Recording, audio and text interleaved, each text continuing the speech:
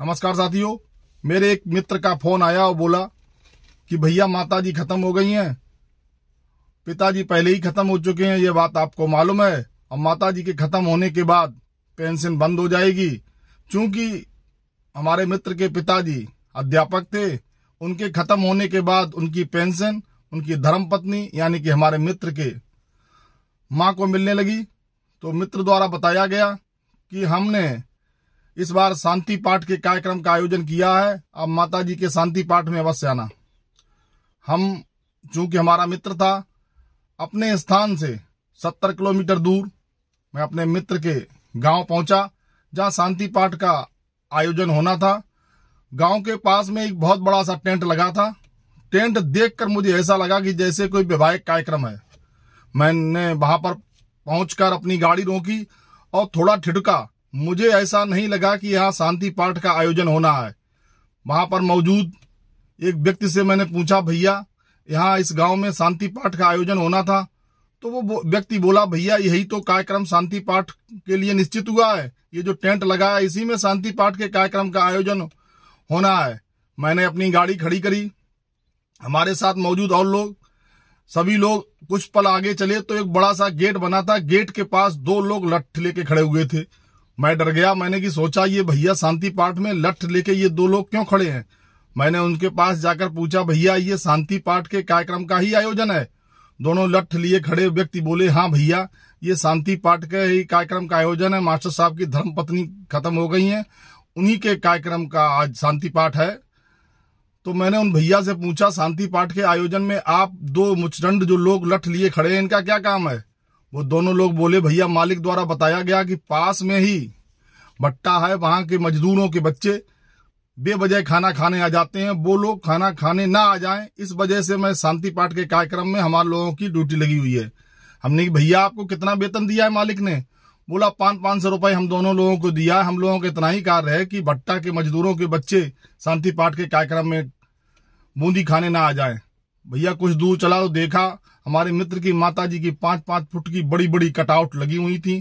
तकरीबन 20-25 कटआउट और बहुत ही मखमली सोफे, फर्श पड़ी हुई थी और चारों तरफ टेंट लगा हुआ था। थोड़ी देर पर चलने के उपरांत मैं सोफा पर बैठा। उसके बाद मेरा मित्र आया, बोला, भैया आप आ गए? मैंने कहा हाँ भैया आ गया। तो बोला, भैया ये आगे आप चले, माताजी के जो फोटो है उस पे पुष्प अर्पित कर दें। मैं मित्र के कहे अनुसार उसके साथ थोड़ी दूर आगे चला तो एक झोपड़ी नुमा बहुत सुंदर खूबसूरत टेंट से बनाया हुआ कमरा था, जिसमें माताजी का कम से कम 5 फुट का ऊंचा कटआउट लगा हुआ था। वहां उनके फोटो के सामने बेहतरीन गुलाब के 50 किलो फूल रखे थे और 2 डब्बों में, बड़े बड़े ड्रमों में 2 तरह के फूल, चमेली गुलाब के फूल रखे हुए थे। भैया ने हमसे कहा कि भैया आप लोगों के लिए जो आए हैं, विशेष लोगों के लिए ये मोगरा और चमेली के मिक्स फूल हैं, ये आप अर्पित करें। मैंने वहां मोगरा और चमेली के फूल अर्पित करने के बाद मैं आकर अपने स्थान पर बैठ गया। थोड़ी देर बाद मेरा मित्र मेरे पास आया और बोला, भैया कि हमारे पास अब पैसों की व्यवस्था कम थी, इस वजह से मैंने शांति पाठ का आयोजन किया है। चूंकि माताजी के मरने के बाद पेंशन बंद हो जाएगी। मैंने उस भैया से पूछा, अपने पिताजी के कार्यक्रम में तो 13वीं का संस्कार किया था, उसमें कितना खर्च हुआ? तो मेरा मित्र बोला, भैया उसमें मैंने गांव वालों को खवाया था, 50,000 रुपए खर्च हो गए। माताजी के कार्यक्रम में जो मैंने टेंट मंगाया, ये शहर का जाना माना टेंट है, इसके टेंट का 1 लाख रुपए खर्चा है और जो सामान इसमें सोफा वगैरह है उसका 20,000 रुपए का खर्चा है। लगभग 1.5 लाख रुपए खर्चा है। आप बताइए व्यवस्था कैसी है? मैंने कि बहुत सुंदर व्यवस्था है।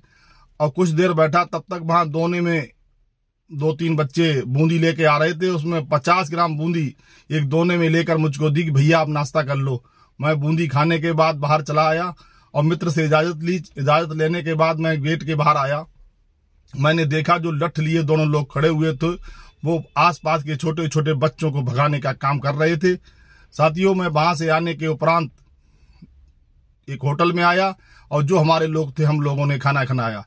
इसी बीच मैंने मित्र को फोन लगाया कि भैया आपने बहुत कहा था कि शांति पाठ का आयोजन किया है, पैसों की व्यवस्था नहीं है, इसलिए 13वीं संस्कार नहीं कर पाएंगे।